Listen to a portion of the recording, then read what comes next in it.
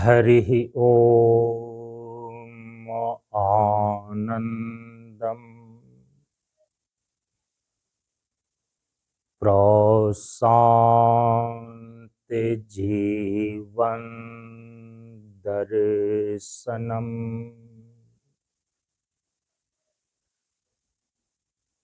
नमो नारायण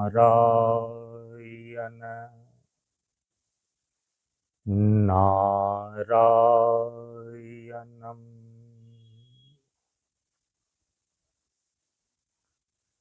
सनातन धर्म के वैदिक परंपरा के अंतर्गत गुरु और शिष्य के बीच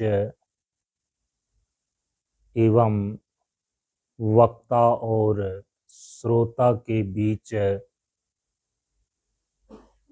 ज्ञान का आदान प्रदान होने के लिए प्रयुक्त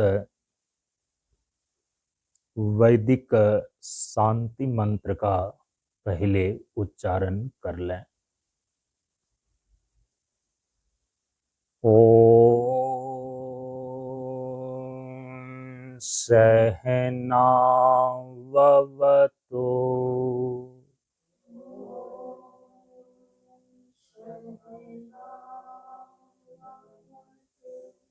सहनौ भुनक्तु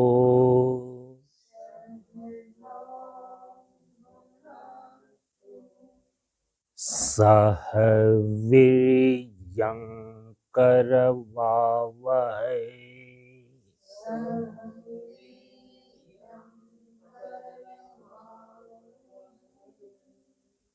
तेजस्विनावधीतमस्तु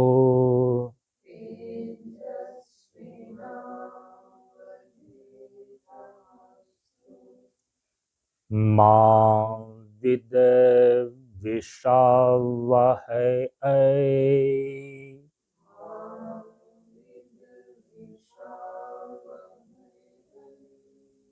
ओम शांति शांति शांति।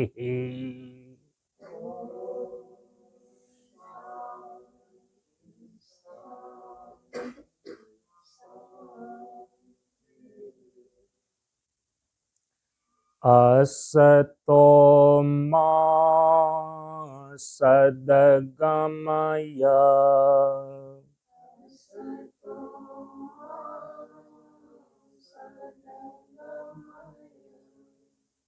तमसो मा ज्योतिर्गमय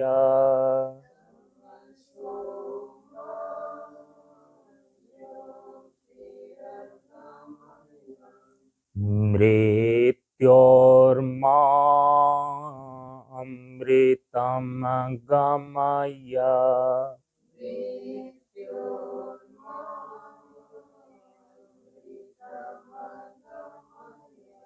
ओम शांति शांति शांति।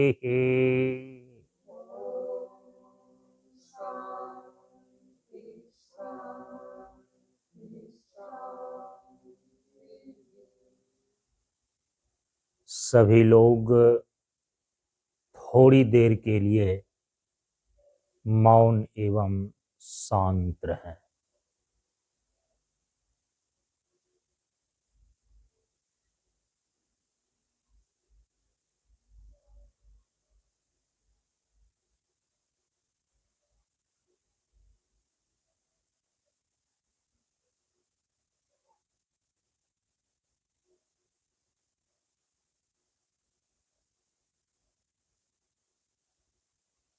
नमो नारायण।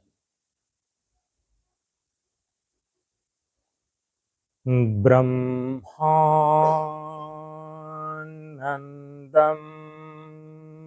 परम सुखदं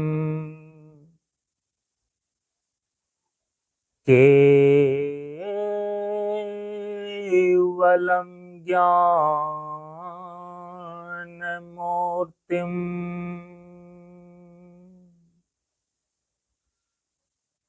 द्वन्द्वातीतं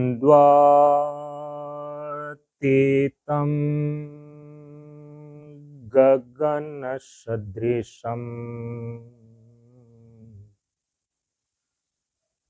तत्त्वमस्यादिलक्ष्यम् एकं नित्यं विमलमचलम्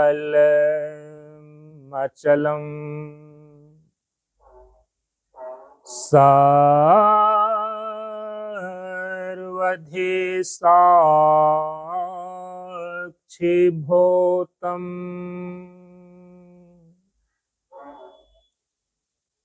भावातीतं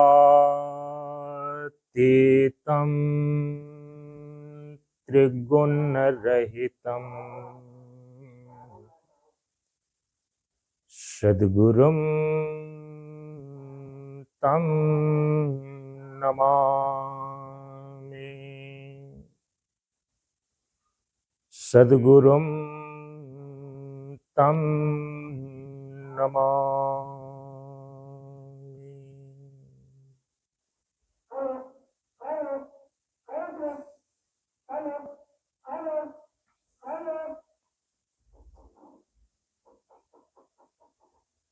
श्री गुरु चरण स्पर्श अनुभूति। ज्ञान मार्ग सत्संग के सानिध्य में उपस्थित श्रद्धालु सत्संग प्रेमियों, ज्ञान बढ़े गुणवान के संगत, ध्यान बढ़े तपस्वी संग किन्हां, बुद्धि विवेक विचार बढ़े संत सन्यासी सुसज्जन तिन्हां। इसलिए ज्ञानी वेद है ज्ञान से, व्याधा वेद है तीर,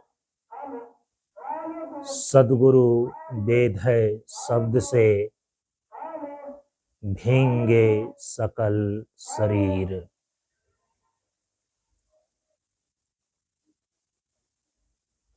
प्रेमियों, हम सभी लोग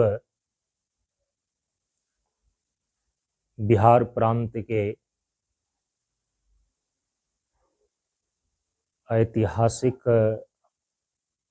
पावन भूमि नालंदा जिला के अंतर्गत हिलसा प्रखंड में स्थित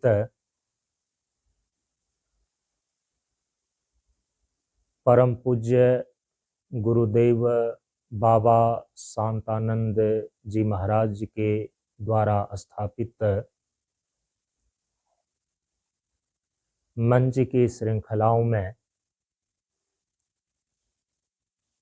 द्यामा मंच क्षेत्र के अंतर्गत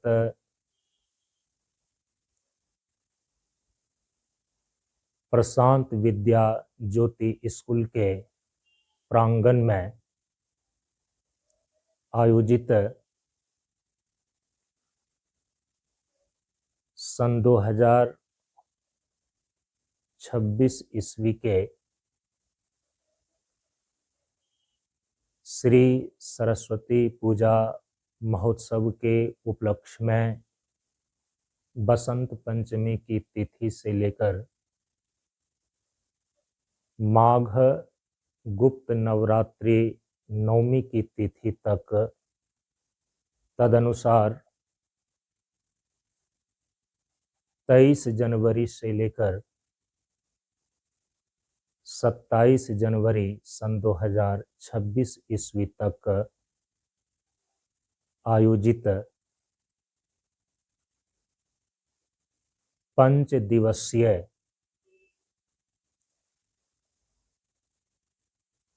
ज्ञान यज्ञ सत्संग कार्यक्रम एवं योग साधना प्रशिक्षण के कार्यक्रम के अंतर्गत आज हम सभी लोग बसंत पंचमी की तिथि को विद्यादात्री माता सरस्वती की प्रतिष्ठा दिवस के साथ प्रथम दिन के सत्संग सत्र में उपस्थित हैं। सनातन धर्म की परंपरा में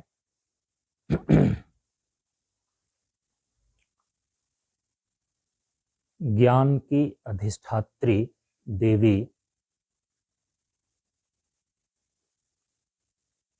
माता सरस्वती को माना गया है।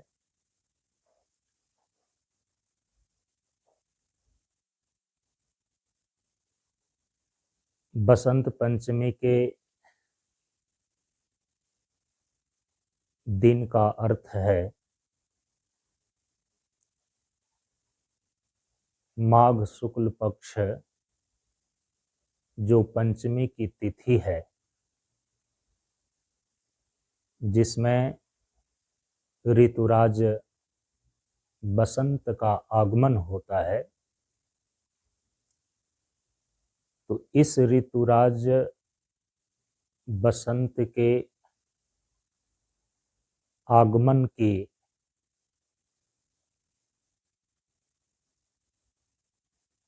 पांचवें दिन की बेला में यह बसंत पंचमी उपस्थित होता है, जिसमें सनातन धर्म की परंपरा के अनुसार से ज्ञान की अधिष्ठात्री देवी माता सरस्वती की प्रतिष्ठा की जाती है, उसकी पूजा और आराधना की जाती है।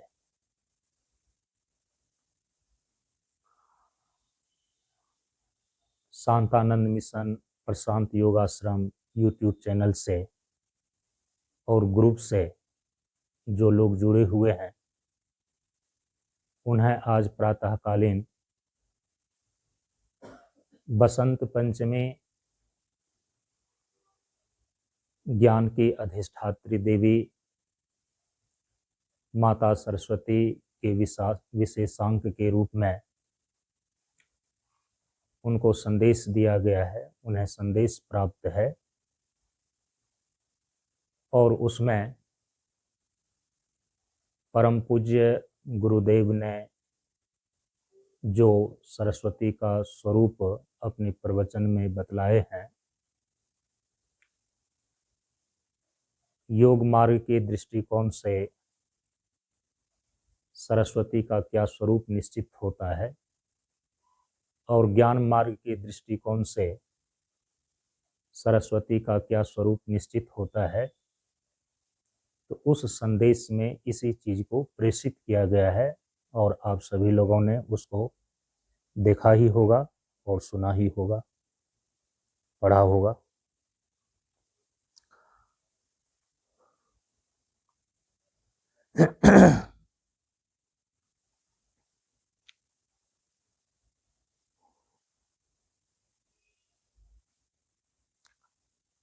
ये संदेश प्रेषित किया गया।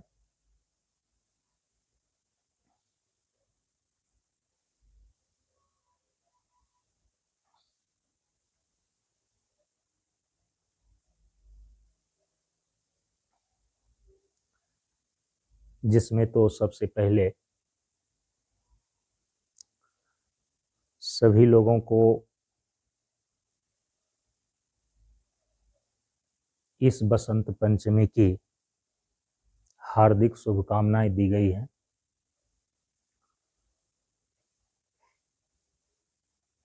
अस्तो मां सद्गमय, तमसो मां ज्योतिर्गमय, मृत्युर्मां अमृतम गमय। यह जो श्रुति माता ब्रह्म विद्या उपनिषद की घोषणा है, संपूर्ण मानव जीवन के कल्याण को प्राप्त करने का यह संदेश देता हुआ ही यह बसंत पंचमी माता सरस्वती की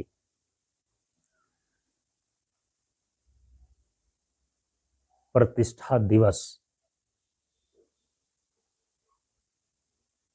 सनातन धर्म की परंपरा में सभी श्रद्धालुओं के द्वारा आत्मसात किया जाता है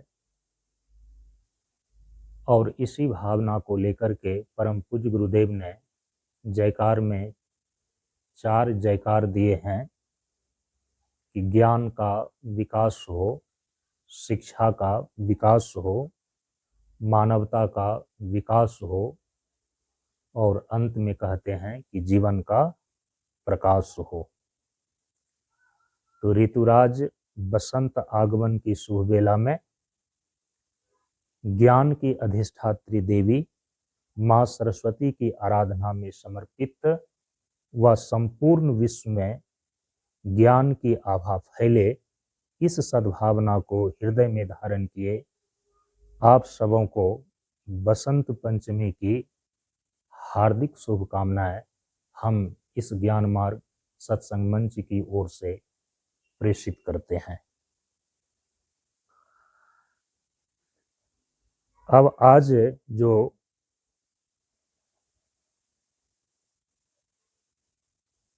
ज्ञान की अधिष्ठात्री देवी मां सरस्वती विशेषांक के अंतर्गत विशेष संदेश सोशल मीडिया के माध्यम से जन जन तक पहुंचाया गया है, जिसमें सबसे पहली चीज जो प्रकाशित किया गया है कि सनातन धर्म की परंपरा में जो ज्ञान की अधिष्ठात्री देवी माता सरस्वती हैं, तो ज्ञान किसको बोलते हैं और उसी ज्ञान की देवी के रूप में मां सरस्वती की प्रतिष्ठा है। तो परम पूज्य गुरुदेव ने ज्ञान को परिभाषित किया है कि यथार्थ में मैं कौन हूं और मैं क्या हूं, इसको जानने का नाम ही ज्ञान है।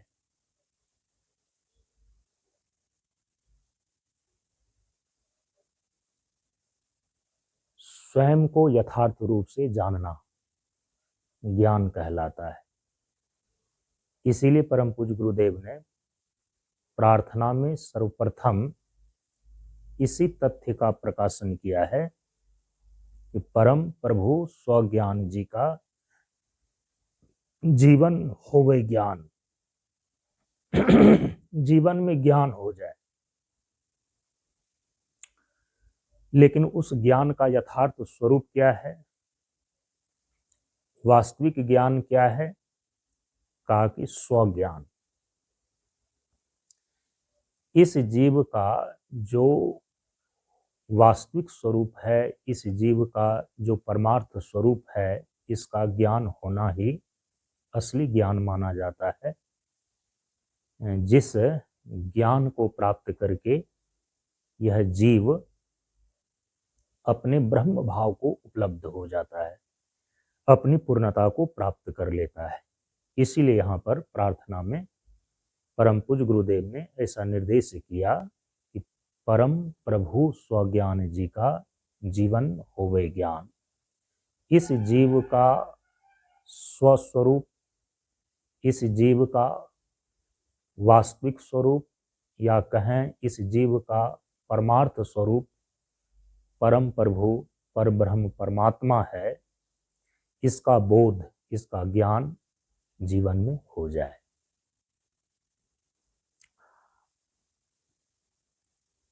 तो एक सामान्य ज्ञान से लेकर के परमार्थ ज्ञान तक को द्योतित करने वाली अधिष्ठात्री देवी सनातन धर्म की परंपरा में माता सरस्वती हैं। परम पूज्य गुरुदेव ने सरस्वती शब्द का जो शाब्दिक अर्थ बतलाया है अपने प्रवचन में, कहा कि सरस्वती शब्द का शाब्दिक अर्थ होता है, जब इसका संधि विच्छेद करेंगे आप तो इस प्रकार से सरस्वती शब्द का संधि विच्छेद होगा, सर जोर स्व जोर ती। सर का अर्थ है सिर अर्थात मस्तिष्क, और स्व का अर्थ होता है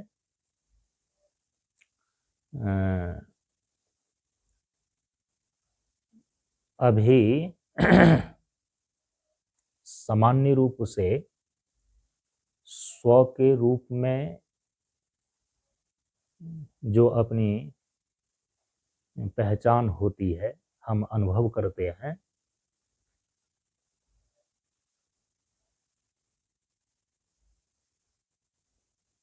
तो वो बुद्धि के रूप में करते हैं।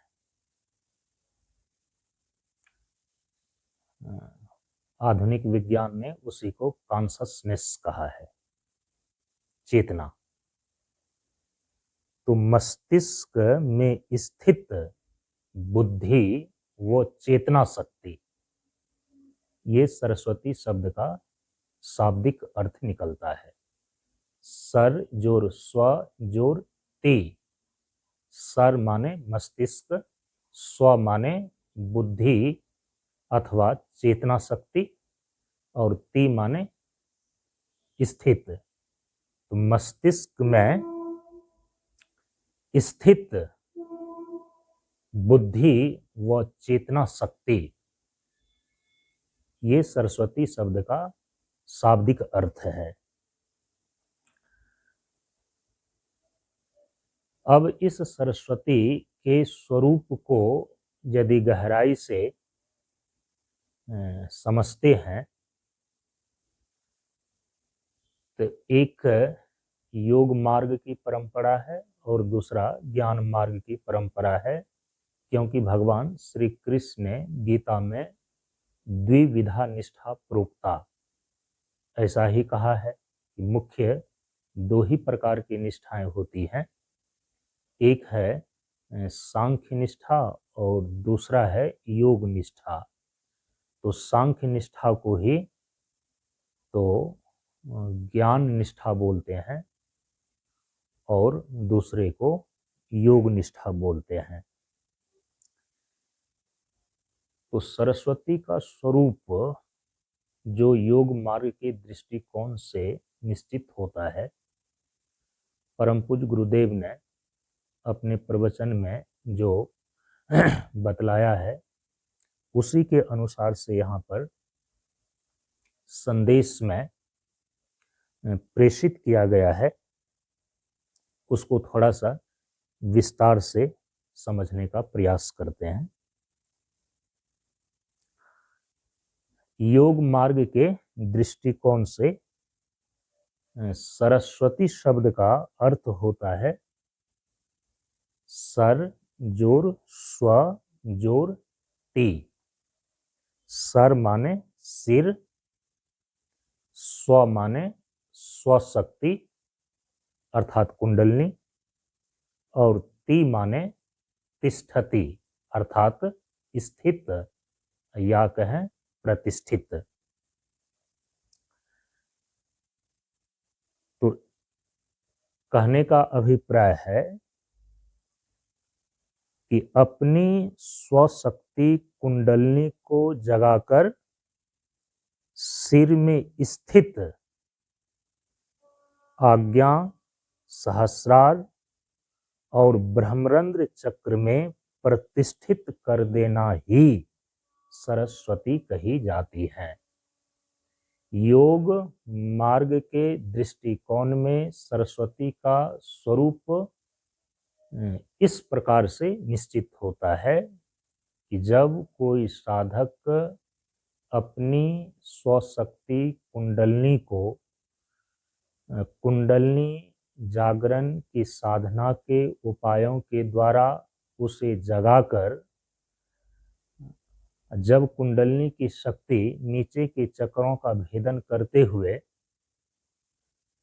सिर में स्थित जो 3 चक्र हैं, छठा आज्ञा चक्र, 7वां सहस्रार चक्र और 8वां ब्रह्मरंध्र चक्र, तो सिर में स्थित जो 3 चक्र हैं, आज्ञा, सहस्रार और ब्रह्मरंध्र, इन तीनों चक्रों में स्वशक्ति कुंडलनी का जागरण होने के पश्चात प्रतिष्ठित हो जाना, स्थित हो जाना, यही सरस्वती कहलाती है। अब अन्य दृष्टिकोण से योग के अंदर ही जो सरस्वती के स्वरूप को समझा जाता है, उसको भी ध्यान में लेना जरूरी है। योग के प्राचीन ग्रंथों में हठयोग प्रदीपिका और घेरण्य संहिता, ये 2 प्राचीन ग्रंथ हैं योग के। इसमें जो बताया गया है सरस्वती के स्वरूप को, आप सभी लोग इस मंच के सानिध्य में योग परक विचारों का बहुत दिनों से श्रवण करते आ रहे हैं और श्रवण करते ही रहते हैं। तो उसमें आपने श्रवण किया है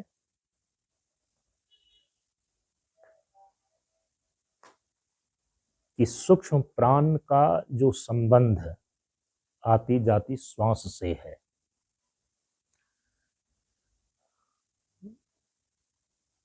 प्राण क्या है? प्राण ही जीवन तत्व है। आत्मा की क्रियात्मक शक्ति को प्राण बोलते हैं और उसी प्राण के द्वारा स्थूल और सूक्ष्म शरीर के जितने भी अंग हैं और जितने भी तत्व हैं, सभी अपने अपने कार्यों को करने का बल प्राप्त करता है। इसीलिए प्राण को सर्व उपोद्बलक कहा गया है शास्त्र में। तो प्राण ही जीवनी शक्ति है, प्राण ही जीवन की ऊर्जा है और प्राण ही जीवन तत्व है। आत्मा की क्रियात्मक शक्ति को हम प्राण बोलते हैं और उसी प्राण की जो एक स्थूलतम अभिव्यक्ति है हमारे शरीर में, वह आती जाती श्वास के रूप में है। और ये जो श्वास चलती है 2 स्वर के रूप में चलती है, एक है बायां स्वर और दूसरा है दायां स्वर। बायां स्वर को ही चंद्र स्वर बोलते हैं और दाहिने नासिका छिद्र से जो श्वास चलती है, इसी को सूर्य स्वर बोलते हैं।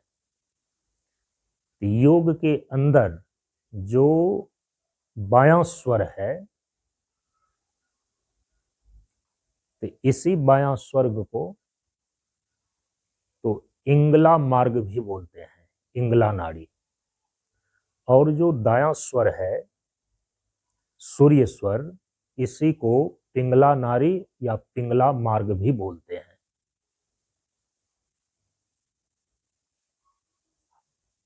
घेरण्य संहिता और हठयोग प्रदीपिका आदि जो योग के प्राचीन ग्रंथ हैं, इसका अनुशीलन करने से पता चलता है, योगियों ने इस प्रकार से अनुभव किया है कि जो बायां स्वर, बायां चंद्र स्वर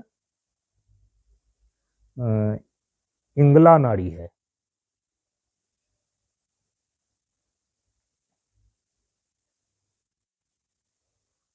बायां चंद्र स्वर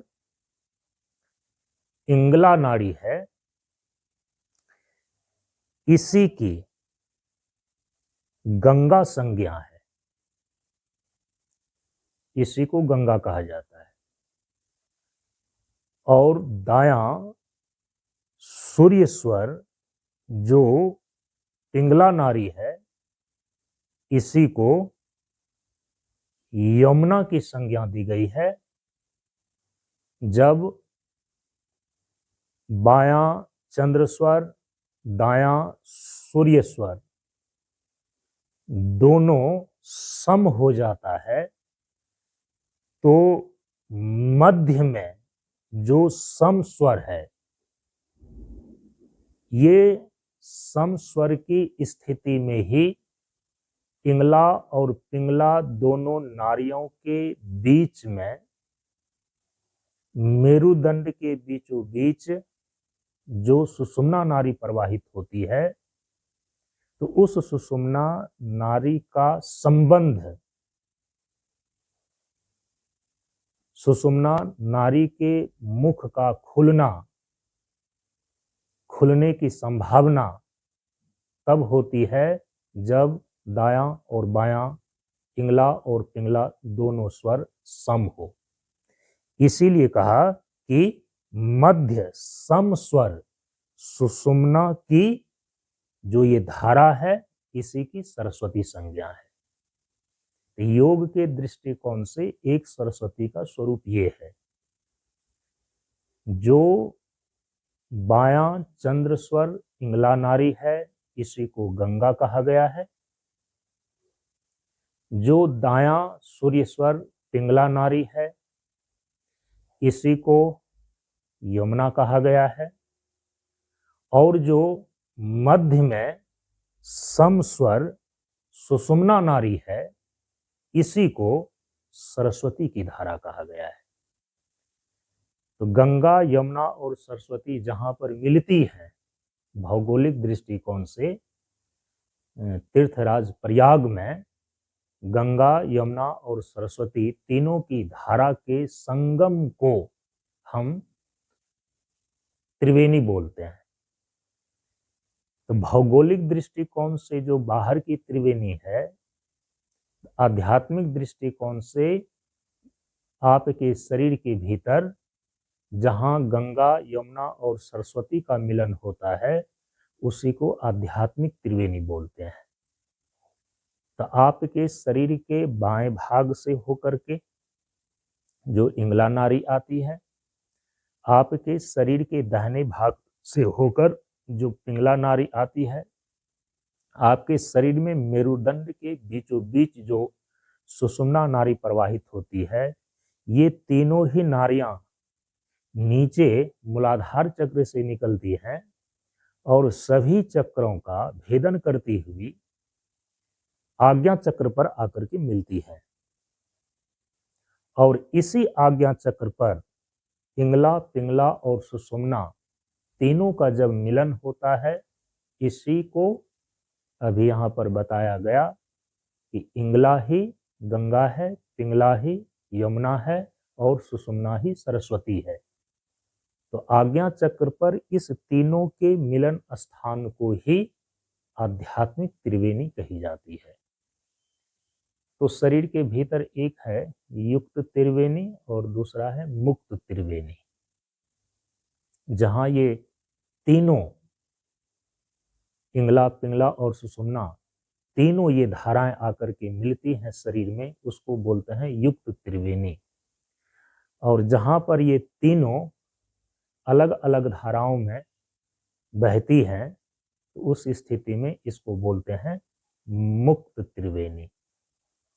यही आज्ञा चक्र जो छठा चक्र है, इसको कहते हैं आध्यात्मिक त्रिवेणी शरीर के भीतर। अब देखिए, यदि ये चीजें आपको जानकारी में है, तो फिर बसंत पंचमी का रहस्य यहाँ पर खुलता है कि सनातन धर्म की परंपरा में ज्ञान की अधिष्ठात्री देवी बसंत पंचमी के दिन ही उसकी प्रतिष्ठा होती है। तो बसंत पंचमी का अर्थ होता है जहां 5 का अंत हो जाए। बस अंत पंचमी बराबर बसंत पंचमी। तो यहां पर 5 का अंत होने पर जो प्रतिष्ठित होती है, हम उसको बोलते हैं सरस्वती। यहाँ 5 क्या है? तो शरीर के अंदर स्थित जो 8 चक्र हैं उसमें नीचे सबसे पहले स्थान पर मूलाधार चक्र है, उसके ऊपर दूसरे नंबर पर स्वाधिष्ठान चक्र है, उसके ऊपर तीसरे नंबर पर मणिपुर चक्र है, उसके ऊपर चौथे नंबर पर अनाहत हृदय चक्र है और उसके ऊपर 5वें नंबर पर ये कंठ विशुद्धि चक्र है। तो 8 चक्रों में नीचे 5 चक्र हैं और इन 5 चक्रों के बाद इन 5 चक्रों को पार करके अंत करके जो छठा चक्र है ये आज्ञा चक्र,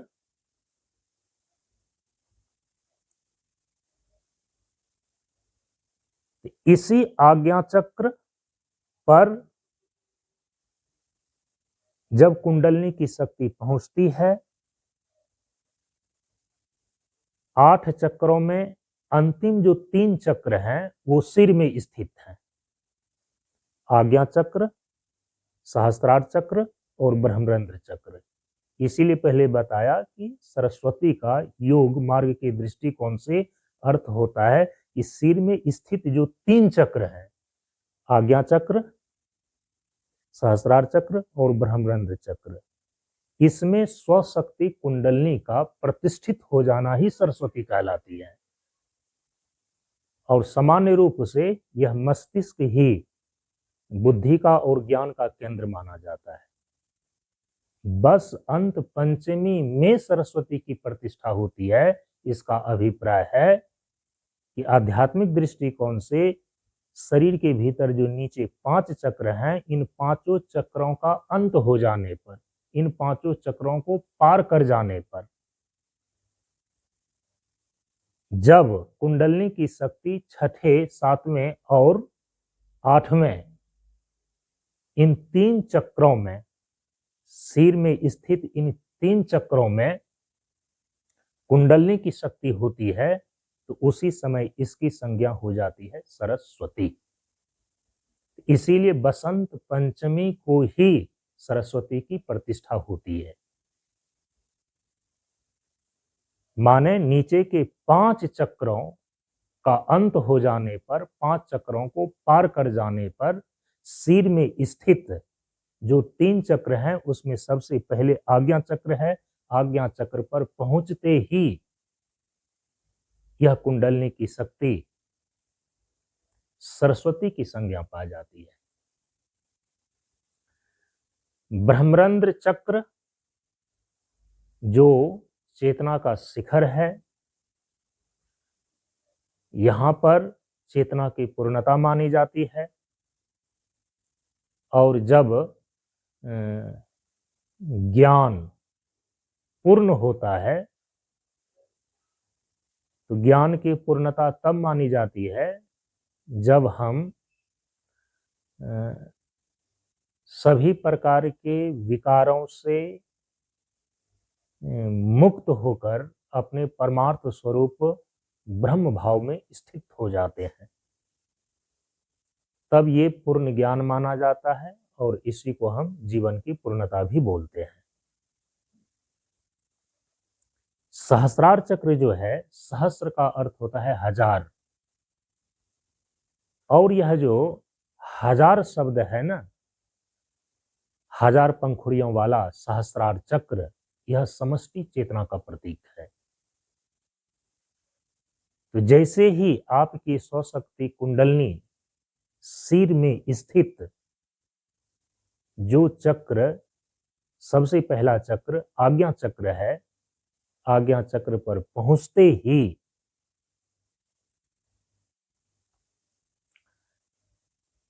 आपकी चेतना जो एक पिंड में आबद्ध रहती है, वह इस पिंड से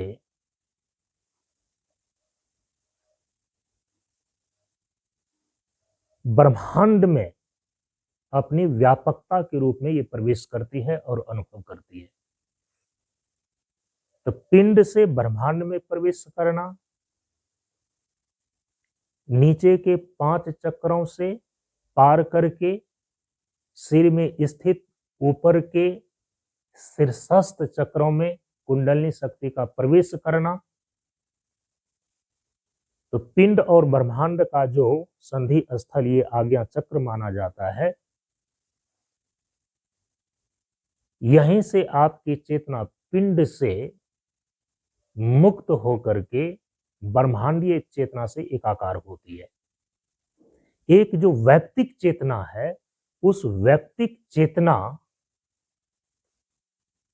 अब एक समष्टि चेतना का विस्तार धारण करती है। कब? जब कुंडलिनी की शक्ति इसी आज्ञा चक्र पर पहुंचती है। सूक्ष्म जगत में प्रवेश करना भी, पिंड से ब्रह्मांड में प्रवेश करना भी इसी आज्ञा चक्र से माना जाता है। परम पूज्य गुरुदेव ने इसीलिए प्रार्थना में निर्देश किया कि लाखों सूरज चांद सितारे अंग अंग को करे उजारे। सहस्रार चक्र में तो सहस्र शब्द है, जिसका अर्थ होता है हजार, हजार या हजारों। ये संख्या एक प्रतीक है। हजारों कहने का मतलब है कि अब एक लघु चेतना जो है, एक व्यष्टि चेतना जो है, वो समष्टि चेतना से एकाकार होने जा रही है। एक वैयक्तिक चेतना जो है, वह वैयक्तिक चेतना जो एक शरीर तक सीमित है, वह अब एक समष्टि चेतना, ब्रह्मांडीय चेतना से एकाकार होने जा रही है। जब आप की व्यष्टि चेतना समष्टि चेतना से एकाकार हो जाती है, तो इसी समष्टि चेतना के अनुभव का नाम सहस्रार चक्र का जागरण कहलाता है। और इसकी पूर्णता होती है कहाँ जाकर के?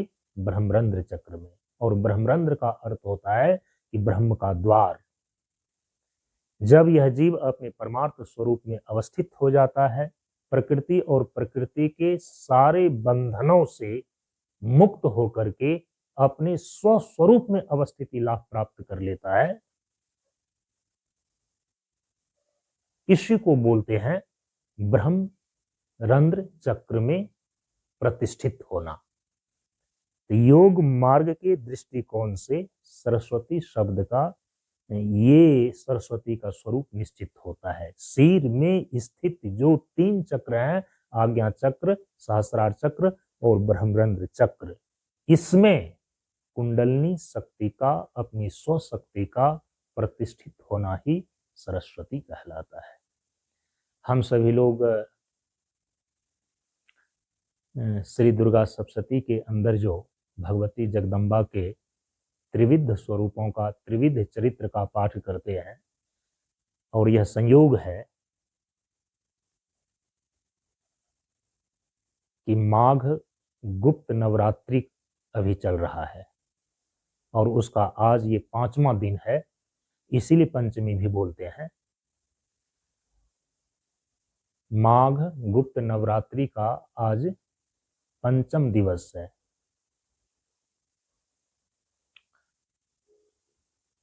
चैत्र नवरात्र और शारदीय नवरात्र, वर्ष में ये जो 2 नवरात्र हैं, इसको प्रगट नवरात्रि बोलते हैं, जिसको सार्वजनिक रूप से पूरे धूमधाम के साथ ये अनुष्ठान मनाया जाता है। और उसमें लिखा हुआ है कि जब चैत्र नवरात्र और शारदीय नवरात्र में आप पाठ करते हैं, तो सस्वर उच्चारण करते हुए आप पाठ करें। तो उसमें भगवती जगदम्बा के 9 स्वरूपों की पूजा और आराधना की जाती है, चैत्र नवरात्र में और शारदीय नवरात्र में। लेकिन वर्ष में जो है 2 गुप्त नवरात्रि होती है। चूंकि यह गुप्त होने के कारण से सभी लोगों को मालूम नहीं होती, क्योंकि उसमें निर्देश दिया गया है कि चूंकि ये नवरात्रि गुप्त है, तो उसमें गुप्त रीति से शोर शराबा करके नहीं, हल्ला मचा करके नहीं, सबको दिखा करके नहीं, बल्कि गुप्त रीति से 10 महाविद्या की उपासना की जाती है गुप्त नवरात्रि में।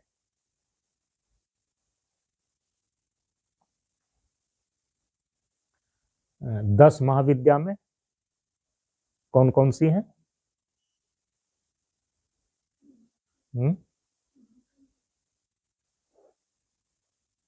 10 महाविद्या में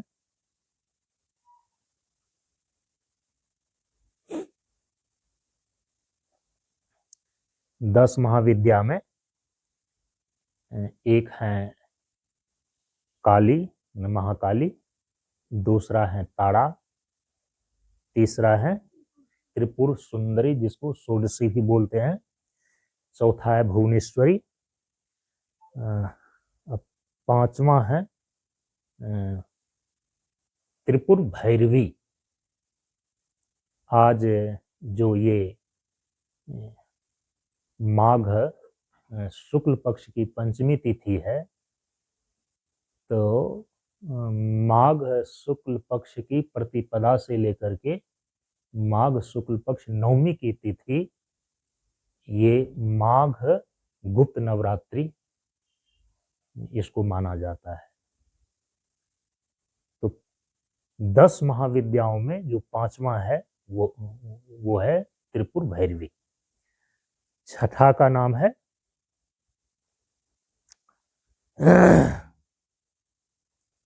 छिन्नमस्तिका।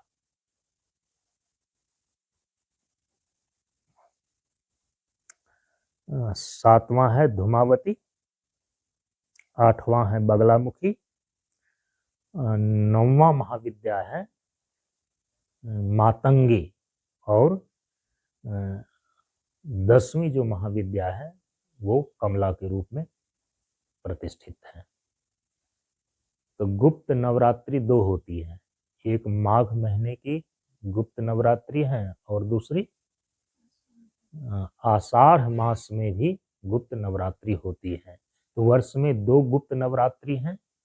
तो अभी जो है माघ शुक्ल पक्ष प्रतिपदा से लेकर के माघ शुक्ल पक्ष नवमी की तिथि, ये जो समय है ना, इसको बोलते हैं माघ गुप्त नवरात्रि। इसी नवरात्रि में जो पंचमी की तिथि है, जो 10 महाविद्याओं का पांचवा स्वरूप त्रिपुर भैरवी है, तो आज पंचमी की तिथि में 10 महाविद्याओं के अंदर त्रिपुर भैरवी की ही पूजा और आराधना गुप्त रीति से साधक लोग करते हैं, कर रहे होंगे।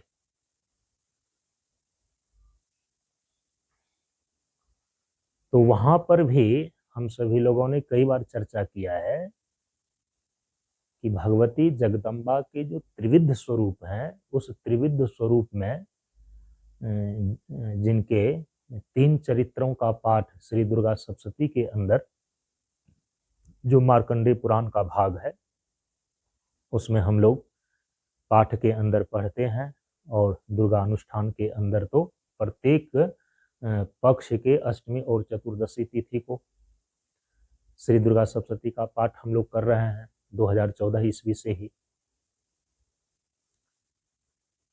तो भगवती जगदम्बा का जो प्रथम स्वरूप है, प्रथम चरित्र के अंदर जो वर्णन किया गया दुर्गा सप्तशती के अंदर, वो है महाकाली स्वरूप।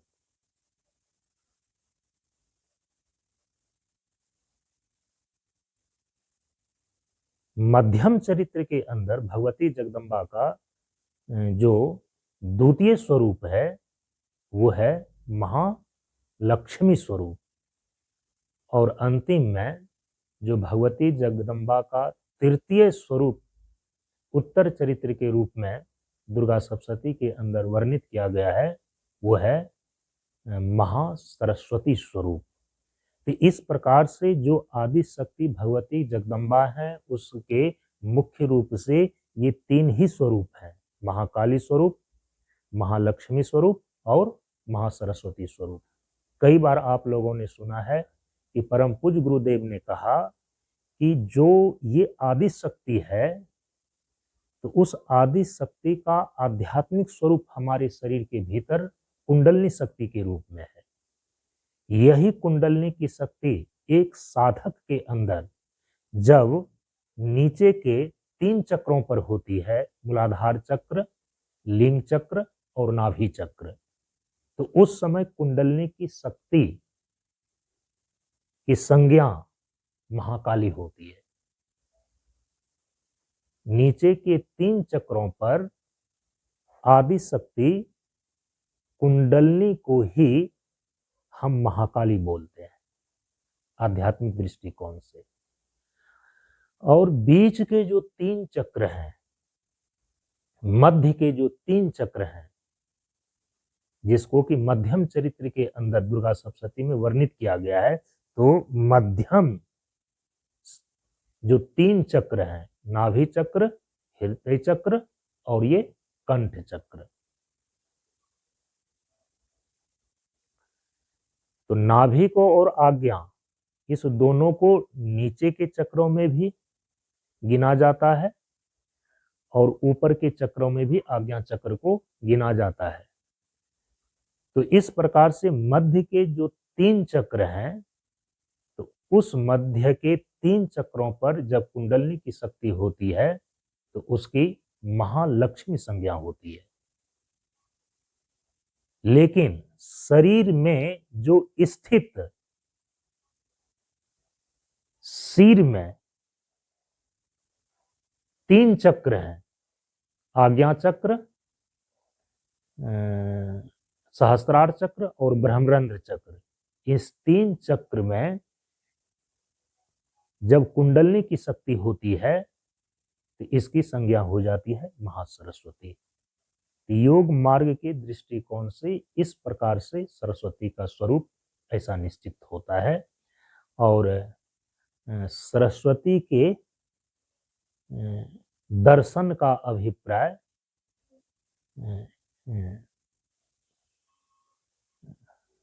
योग साधना के अंदर एक साधक और एक योगी इसी रूप में करता है।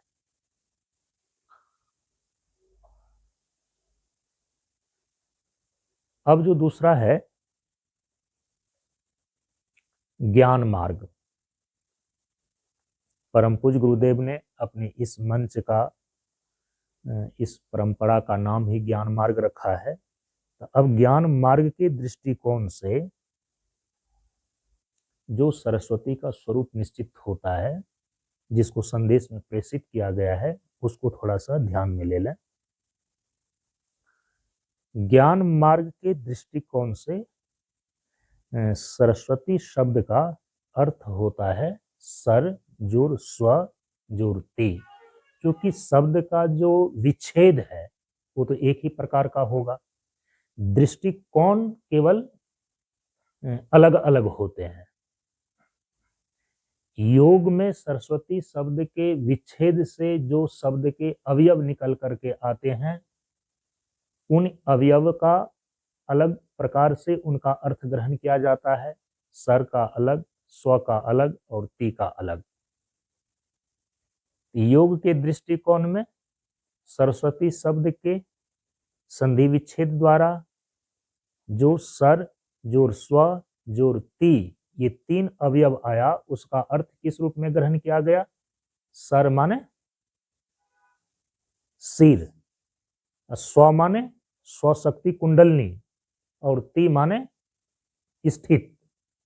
सिर में स्थित जो 3 चक्र हैं, आज्ञा चक्र, सहस्त्रार चक्र और ब्रह्मरंध्र चक्र में स्वशक्ति कुंडलिनी का प्रतिष्ठित हो जाना, यही सरस्वती कहलाती है योग दृष्टिकोण से। ज्ञान मार्ग के दृष्टिकोण से सरस्वती शब्द का जो अर्थ अब यहां पर निकल करके आता है, उसको थोड़ा सा गौर से सुनिए, समझिए। विच्छेद तो एक ही प्रकार का हो जाएगा, सरस्वती सर जोर स्व जोर ती। अब देखिए यहां सर का क्या अर्थ है, स्व माने क्या होता है और ती माने क्या होता है। सामान्य रूप से हमारे आचार्यों ने ती शब्द को जो है ना, तिष्ठति के अर्थ में ग्रहण किया है। तिष्ठति माने प्रतिष्ठित होना, तिष्ठति माने स्थित हो जाना।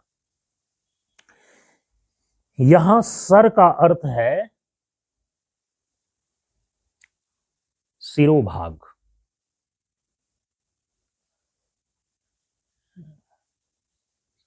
किसका सिरोभाग? क्या शरीर का सिरोभाग? तो वो तो योग के दृष्टिकोण से ग्रहण कर लिया गया। सिर का जो सिरोभाग मस्तिष्क होता है, सिर होता है, लेकिन यहाँ ज्ञान मार्ग के दृष्टिकोण में यहाँ पर सर का अर्थ जो सिरोभाग है, यहाँ सिरोभाग का तात्पर्य है वेद के सिरोभाग।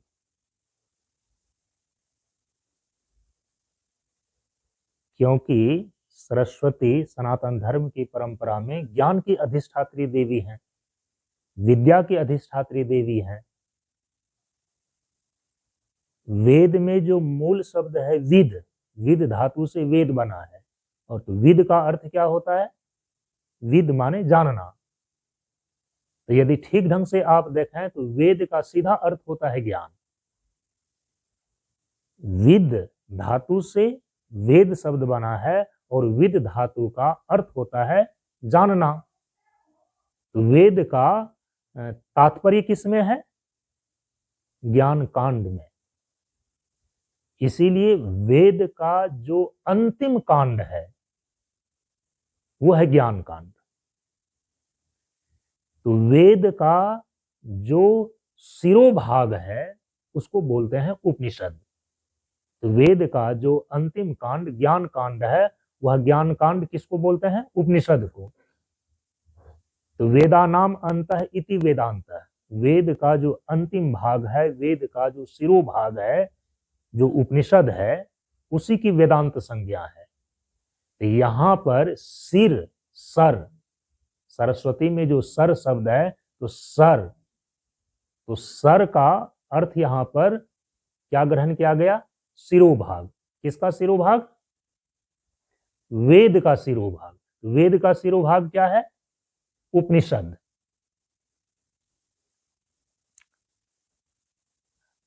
अब विच्छेद के अंतर्गत दूसरा शब्द क्या है? स्व।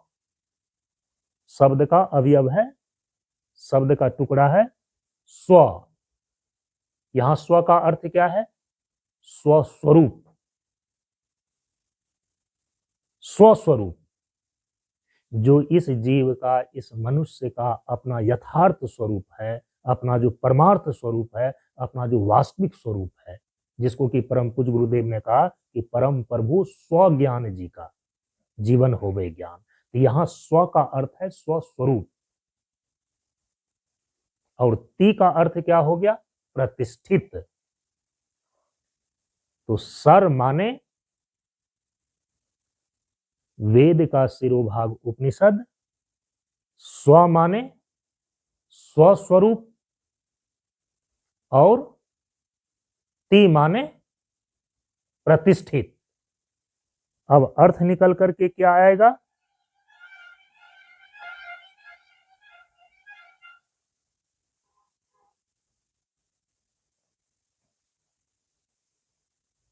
अर्थात वेद का सिरोभाग उपनिषद, जिसमें स्वस्वरूप का ज्ञान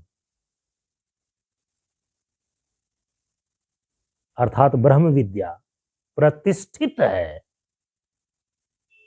वही सरस्वती है। तो यहां सरस्वती का ज्ञान मार्ग के दृष्टिकोण से अर्थ निकल करके क्या आया? ब्रह्म विद्या। इसीलिए 10 महाविद्याओं की जो उपासना गुप्त नवरात्रि के अंदर की जाती है, उसी में ही सरस्वती की प्रतिष्ठा होती है। और सरस्वती की प्रतिष्ठा अन्य किसी समय में सनातन धर्म के अंदर निश्चित नहीं किया गया। इसका यही रहस्य है, चूंकि गुप्त नवरात्रि के अंदर ही 10 महाविद्याओं की उपासना की जाती है, और ये 10 की 10 महाविद्याओं की उपासना का जो उद्देश्य है, 10 महाविद्याओं की उपासना का जो तात्पर्य है, वो किसमें है? ब्रह्म विद्या की प्रतिष्ठा में। तो वेद का सिरोभाग उपनिषद, जिसमें स्वस्वरूप का ज्ञान इस जीवात्मा का, इस मनुष्य के यथार्थ स्वरूप का वास्तविक स्वरूप का, परमार्थ स्वरूप का ज्ञान कहां पर प्रतिपादित किया गया है? वेद के शिरोभाग उपनिषद में। इसीलिए उसको ज्ञान कांड बोलते हैं। तो वेद के शिरोभाग उपनिषद जिसमें स्वस्वरूप का ज्ञान अर्थात ब्रह्म विद्या प्रतिष्ठित है, वही सरस्वती है। इसीलिए सनातन धर्म की परंपरा में सरस्वती को बुद्धि, वाणी, विद्या, कला और संगीत की देवी मानी जाती है। अब जो पूजा शब्द का प्रयोग करते हैं, तो परम पूज्य गुरुदेव ने अपने प्रवचन में कहा है कि पूजा शब्द का अर्थ ही होता है पूजुर्जा। पू माने पूर्णता, जा माने जाना। पूर्णता को जाना माने पूर्णता को प्राप्त करने के लिए, पूर्णता को प्राप्त करने के लिए अग्रसर होना, पूर्णता को प्राप्त करने के लिए गति करना, ये कहलाता है पूजा। तो पूर्णता को जाना, पूर्णता को उपलब्ध होना, पूर्णता को प्राप्त करना, उसकी जो प्रक्रिया है हम उसी को बोलते हैं पूजा। तो योग मार्ग के दृष्टिकोण से एक योगी साधक अपने जीवन में पूर्णता का अनुभव करने के लिए अपने भीतर की स्वशक्ति कुंडलनी का जागरण करके सिर में स्थित जो 3 चक्र हैं, आज्ञा चक्र, सहस्रार चक्र और ब्रह्मरंध्र चक्र, इसमें अपनी कुंडलनी शक्ति को स्थापित करके पूर्णता की अनुभूति करते हैं। तो एक योगी साधक के लिए सरस्वती पूजा का ये स्वरूप है।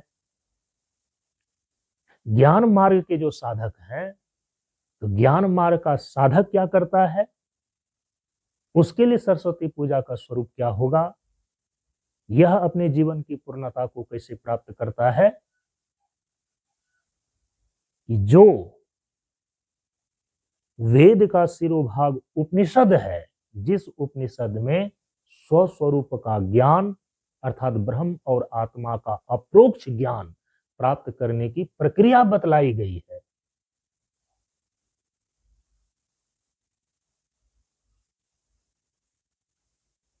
उस ब्रह्म और आत्मा के अप्रोक्ष ज्ञान को प्राप्त करने की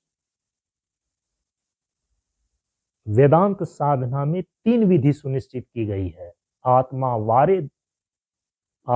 वा अरे द्रष्टव्य, श्रोतव्य, मंतव्य, निधिध्यासितव्य। वेदांत साधना की 3 विधि है, श्रवण, मनन और निधिध्यासन। जो उपनिषद में स्वस्वरूप का ज्ञान, ब्रह्म विद्या, सरस्वती का स्वरूप बतलाया गया है, उसको आत्मसात करने की 3 विधि है, श्रवण, मनन और निधिध्यासन। इसके द्वारा यह अपने जीवन की पूर्णता का अनुभव करता है, पूर्णता को उपलब्ध होता है। तो ज्ञान मार्ग के साधक के लिए सरस्वती पूजा का यह स्वरूप है। इसको ध्यान में रख करके ही हम सभी लोगों ने दोनों प्रकार की विधाओं का अनुशीलन किया है।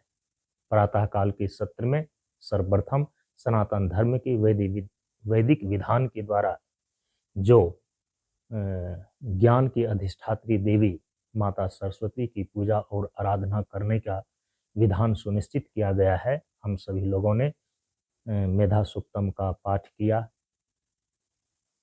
पंचोपचार के द्वारा माता सरस्वती की पूजा और आराधना की, और उसके द्वारा आपके भीतर कुंडलिनी शक्ति का उद्भव, एक दिव्य जागरण, नीचे के चक्रों से ऊपर के चक्रों की ओर प्रस्थान करना होता है। सुबह और शाम को इसलिए हम सभी लोग योग साधना का अभ्यास करते हैं, कुंडलिनी की शक्ति को नीचे के चक्रों से ऊपर के चक्रों की ओर जागरण करने के लिए। तो जो योग मार्ग के दृष्टिकोण से सरस्वती पूजा का स्वरूप है, हम सभी लोग परम पूज्य गुरुदेव के ज्ञान मार्ग सत्संग मंच की परंपरा में जितने भी साधक लोग जुड़े हुए हैं, योग साधना के माध्यम से उसको करते हैं।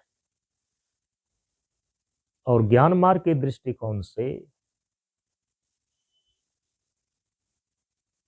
जो ब्रह्म विद्या के रूप में ज्ञान की अधिष्ठात्री देवी माता सरस्वती प्रतिष्ठित हैं, तो हम सभी लोगों ने इसीलिए पूजन के पश्चात तो श्रुति के अंतर्गत जो ज्ञान कांड के रूप में उपनिषद है, वेद का शिरोभाग जो उपनिषद है, सभी उपनिषदों का पाठ तो संभव नहीं हो सकता था। हम सभी लोगों ने नियम को पूरा करने के लिए तैत्रीय उपनिषद के शिक्षावल्ली का हम सभी लोगों ने पाठ किया। और फिर श्रुति के बाद आता है स्मृति ग्रंथ। स्मृति ग्रंथ के अंतर्गत हम सभी लोगों ने श्रीमद् भगवत गीता के 15वें अध्याय पुरुषोत्तम योग का पाठ किया। तो ये ज्ञान मार्ग के दृष्टिकोण से जो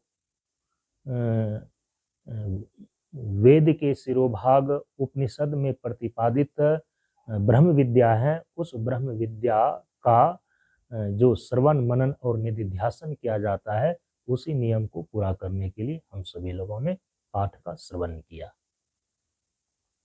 इस प्रकार से आज जो सरस्वती पूजा बसंत पंचमी के अवसर पर की जाती है, योग मार्ग के दृष्टिकोण से और ज्ञान मार्ग के दृष्टिकोण से उनका जो स्वरूप निश्चित होता है, उस पर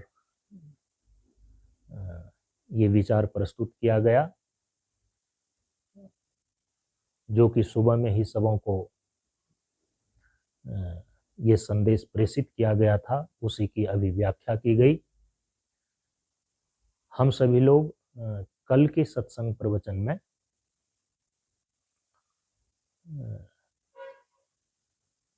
विद्या की अधिष्ठात्री देवी, ज्ञान की अधिष्ठात्री देवी माता सरस्वती की प्रतिमा में जो जो चीजें प्रतीक के रूप में दिखलाई गई हैं, उसका ज्ञान प्राप्ति में क्या उसका संदेश है और उसका क्या अभिप्राय है, इस पर विचार करेंगे। आज अपनी वाणी को यहीं पर विराम देते हैं, परम पूज्य गुरुदेव के श्री चरणों में नमन करते हुए। ओम पूर्णमदः पूर्णमिदं पूर्णात् पूर्णमुदच्यते पूर्णस्य पूर्णमादाय पूर्णमेवावशिष्यते। ओम शांति शांति शांति। हरि ओम श्री गुरुभ्यो नमः। हरि ओम।